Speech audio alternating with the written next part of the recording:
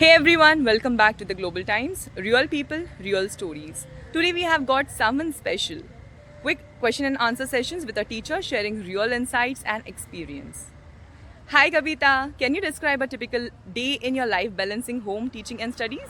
Hi Tejal, my name is Kavita Dattal Chachar and I'm a teacher, a mother, a homemaker I can say. Well, teaching experience, I've got overall 18 years of work experience teaching in colleges as well as I was a corporate trainer. Right now I'm a teacher who has been teaching primary and secondary students. Well, teaching is, you asked me about my experience, it's great because you have all the students who actually look forward to you so that you can teach the life experiences, theoretical as well as practical both. And the most rewarding part is the way they come and tell you that, ma'am, thank you so much, you're so inspiring, and small little greetings they make for us. That thank you teacher, it's such a nice experience, you're beautiful. So they are like my cheerleaders. Wow, nice to hear that actually. So let me ask you, what's the most challenging part of juggling with this multiple responsibilities? As you're a mother also. Correct. Now, yes, I am playing, different roles. Challenging part is at times it becomes really very overwhelming thinking that whether I will be able to manage time between all of them. At times it clashes with the family priorities. But again, then I remind myself why I have chosen this field because it has always been my dream to become a teacher. And also I also want to be a dedicated mom because my son is also important for me. So all those challenges take a back seat when I remind myself that no, teaching is a learning process. You have to teach whatever you have learned to the students. So I keep myself going. Okay, great. Now, how do you find motivations on days when everything feels overwhelming? Come on. Motivation, yes. Now, motivation comes from, again, I would say my son. Because whenever he sees me as a teacher, he always imagines that, okay, Mama, you are a great teacher. And he keeps telling me when he sees all those, the best wishes from the students. So this is a all motivating thing. And how I keep myself motivated is by self-caring. If you at times, as I said, you feel overwhelmed, so please listen to a good music. That's what I do. I at times dance. I like painting, so I paint.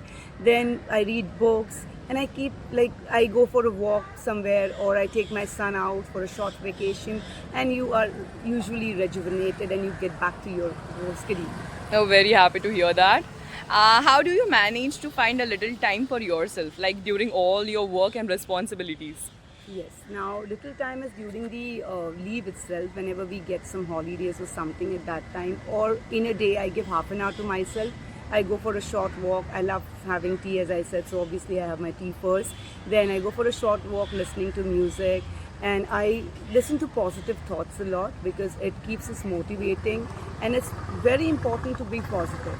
Then you yourself think that no, yes, life can be if we are positive, everything is like fine in our life. So that is my motivational goal.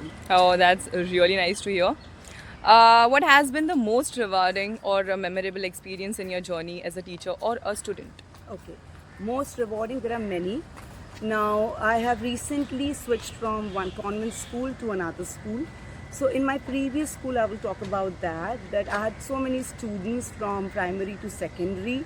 They have poured so much love that I can't even express. Even when I left the school, even till date, I'm getting their messages, ma'am, we are missing you. You have not just not taught us a theoretical thing, you've taught us life lessons. Since 2011, I have trained MBA students, I've taught MBA students and graduate students. Those students are also in touch with me.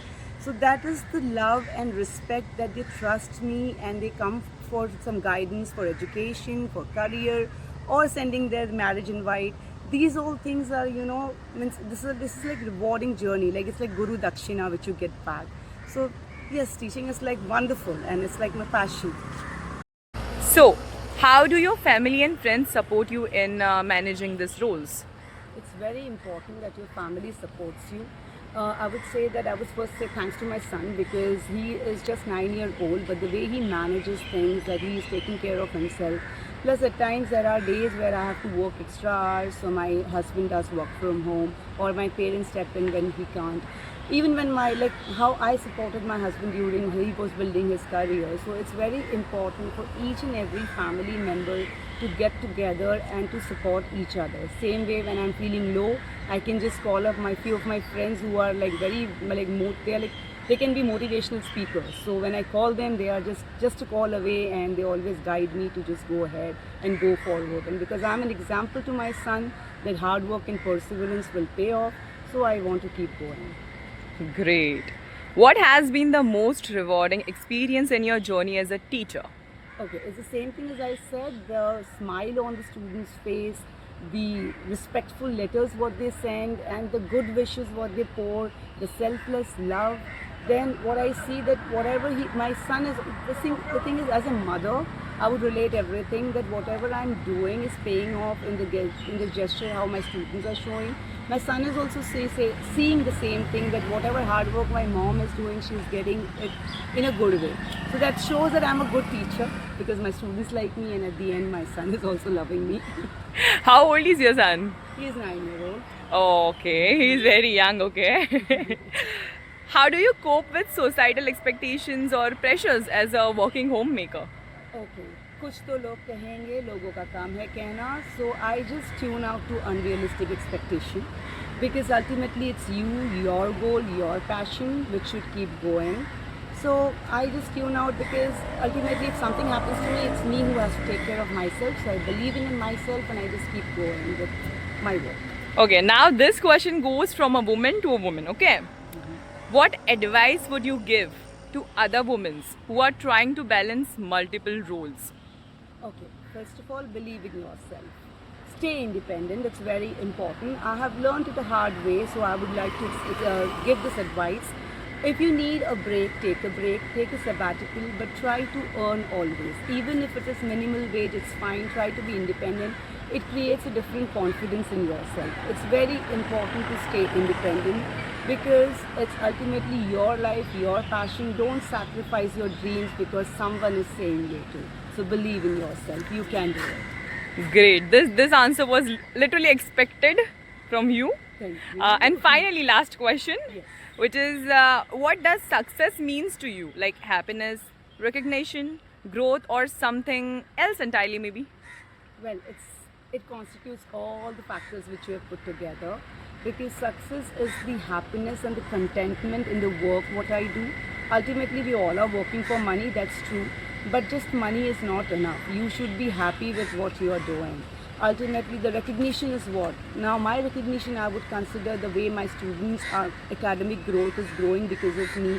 From here, from low to high, their graph is flowing. So that is the recognition. Obviously, my colleagues, my principal, who is my reporting manager, she is happy with me. My family is happy that I'm able to balance work and life both. So that's success for me. It was really nice talking to you. Hope you enjoyed this conversation. Yes. Guys, follow the Global Times for more engaging sessions and exclusive stories coming your way. Thank you so much, Kavita. Thank you so much for coming here and giving your questions. Oh my God, I'm so happy for this. Thank you for having me, Tejal. Take care and all the best. Thank you.